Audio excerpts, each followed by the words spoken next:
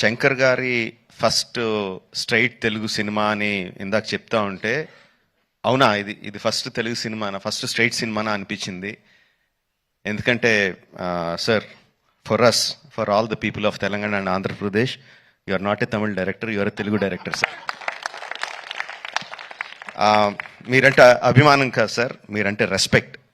Not just for audiences, ఇక్కడున్న మా ఫీల్డ్లో ఉన్న ప్రొడ్యూసర్స్కి, డైరెక్టర్స్కి, అసిస్టెంట్ డైరెక్టర్స్కి, అందరు టెక్నీషియన్స్కి మీరంటే విపరీతమైన గౌరవం.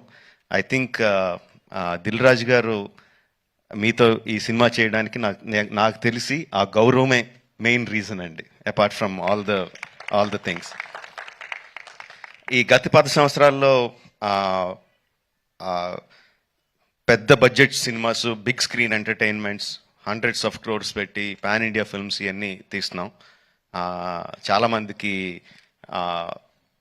మన తెలుగు వాళ్ళు అందరూ ఈ current generation of directors, big screen directors అందరూ చాలా గొప్పగా గర్వంగా ఫీల్ అవుతూ ఉంటారు మమ్మల్ని చూసి. బట్ మేమందరం గొప్పగా ఫీల్ అయ్యే డైరెక్టర్ శంకర్ గారు.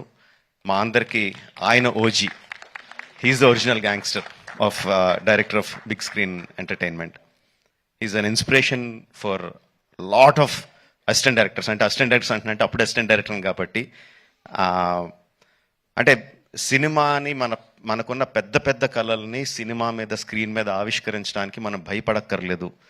అలా తీస్తే జనాలు వస్తారు, చూస్తారు, పెట్టిన డబ్బుకి రిటర్న్స్ వస్తాయి అని అందరికీ కాన్ఫిడెన్స్ ఇచ్చిన డైరెక్టర్ శంకర్ గారు. ఎంతోమందికి మా ఆశలకి పునాది పోసింది శంకర్ గారు. Thank you sir. I will take this opportunity to thank Shankar గారు. అండ్